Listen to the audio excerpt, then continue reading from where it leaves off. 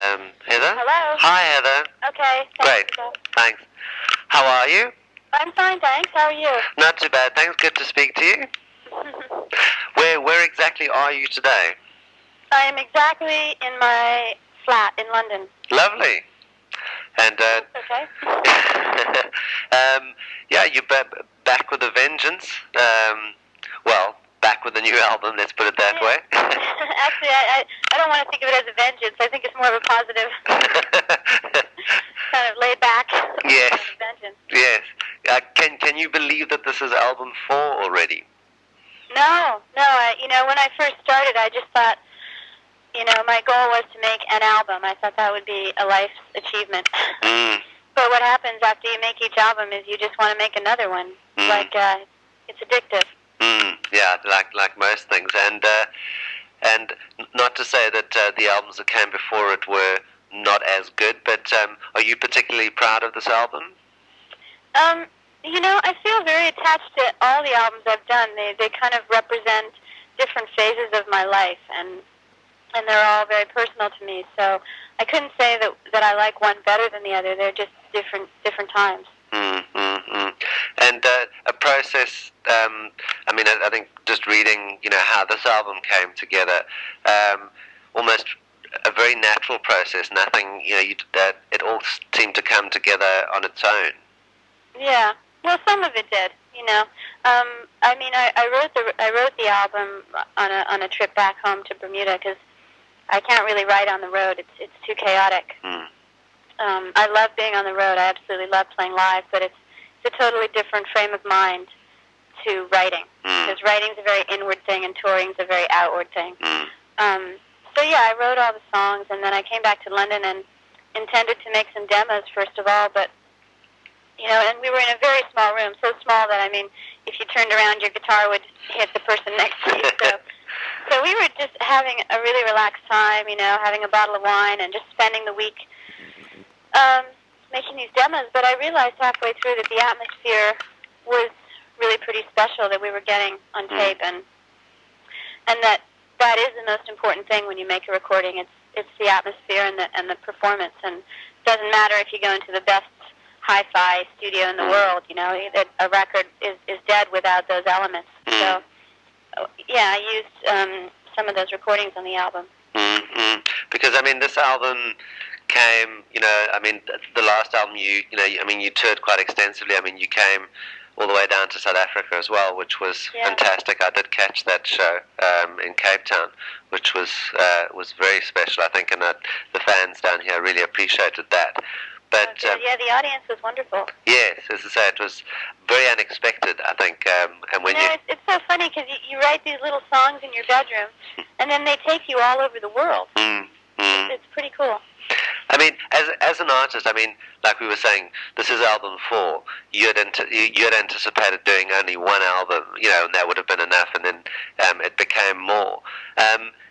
Is it difficult to sort of find that balance that you're doing it for the passion and doing it for yourself first before you're doing it because it's a cool way to make a living?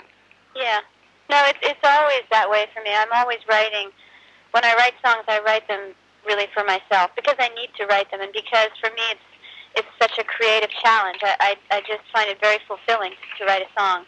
So I do it to satisfy myself. And then, like for this album, I had written about 40 songs, so choosing the ones that I release is a separate process. And with this album, working with the people that you did, I always find it interesting, and I'm sure it goes for all artists, be they British or American, when they work with different cultures, for lack of a better word, what those people are able to bring to the party.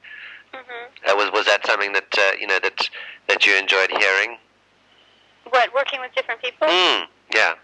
Yeah, each album is an opportunity to try something new as well, and I think it's a safe thing to make the same album again and again, but because your fans are going to buy it. But I think for me, it's got to be a challenge each time. And with this album, I was trying as a writer and also in the arrangements to keep it very direct, very kind of natural and organic, but also with a freshness that would keep it sounding quite modern. And yeah, and I got to go to some different places to work with different producers, and I'm always up for trying something, you know, because I figure you can always throw it away if it doesn't work, but why not give it a try? So I went to Sweden to work with a producer there. I went to LA and worked with a producer there, and then a couple of things happened just totally spontaneously, like with Brian Adams. I mean, we're old friends, and I was just around at his house having dinner one night, and I played him the recordings I was working on, and he just sort of jumped up when he heard that one song and said, you know, I've got some ideas for the production. And so we went into his home studio and messed around with ideas for that. So, you know, very kind of spontaneous. It happened in a very natural way. And clearly, you're not afraid to try new things and to include people into that process to make it better. Yeah, I mean, because the songwriting for me is really is something I do all on my own, except for the one song that I wrote with Bernard. I write all the stuff myself. So when it comes to the next step, which is the studio, then I like it to be more of a collaboration. And yeah, like you say, inviting people into this circle. Now, this is an album that is going to see you back out on the road again. Is that something you're looking forward to? Yeah, starting next week, a big 2-month tour of Europe. Okay, and you're looking forward to that? Absolutely, yeah. I really love touring. Where is your biggest base? Just it's mostly, I guess it'd be divided between Germany and the States, and Holland too is big, and Scandinavia. And will you be playing pretty much a full set of stuff across all albums, or? Yeah, absolutely, yeah. I mean, is it interesting to you that playing songs that you've written a long time ago? That to you, is it something that you still enjoy doing? That you're not sort of going, oh, God, we got to play. It depends. Yeah. It depends. Sometimes you really grow out of a song. Sometimes it feels uncomfortable to sing it. But then there are other songs which I revisit, and it's kind of nice. It's kind of nostalgic. Because there are definitely songs that I don't play anymore. Right, and just because, as you said, it's like when the songs written for South were written at a time, almost documenting a period in your life. And yeah, probably in some respects you don't want to revisit that. Sometimes you don't. Sometimes you just moved on and you don't want to go back. And musically, with this album, I've been listening to it for the last 3 days, pretty much solid, and you haven't cluttered it, with too much technology, too much production. Yet it's not purely acoustic, for lack of a better word. Was that sort of was it difficult to get that balance that it came out sounding that way? It was difficult to get that balance in a way, because, like I said, I wanted something that was very organic and natural, but I didn't want it just to be like a folk record, with acoustic guitars. And so I think I was just trying to find a kind of purity, and it's like getting it down to the fewest ingredients that you need. And so, I mean, I think a hip-hop beat can be just as pure as an acoustic guitar, and when you start mixing stuff up like that, it's nice. Because it seemed in a way, I mean, with you, moving back home and doing stuff like that, it was like, okay, all of this stuff has happened to you. It's all been great, but you want to take some time just to almost ground yourself again, to be able to, push off again in the next direction. Yeah, I have to do that in between tours, and that's why I go back home to Bermuda, because that's where I can ground myself and get centered again and just focus in on who I am, because touring takes you in so many directions, and you're traveling and you're meeting hundreds of people every week. So. And everybody wants a piece of you, yeah. Yeah. And I think even worse when people try and will profess that they understand what makes you tick as well. I'm sure that must be quite interesting when people tell you their perceptions of of you and the music that you write. It is. I just kind of listen and smile. And you've been dabbling, for a long time now, but you're going to be publishing some poetry as well, which... Yeah. I've always written poetry, and it's very separate to the lyrics that I write.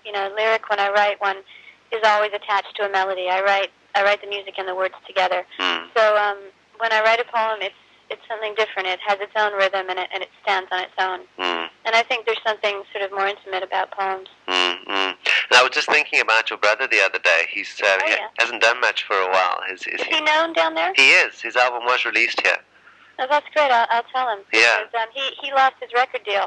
A shame. Because he was on Creation Records, and when they folded, he lost his deal a couple of years ago, and he's living back in Bermuda. He had a baby, but he's trying to get signed again. It's just very hard right now. Yes, yeah. So if you don't have what sounds like a possible commercial hit single, record companies aren't taking that many risks.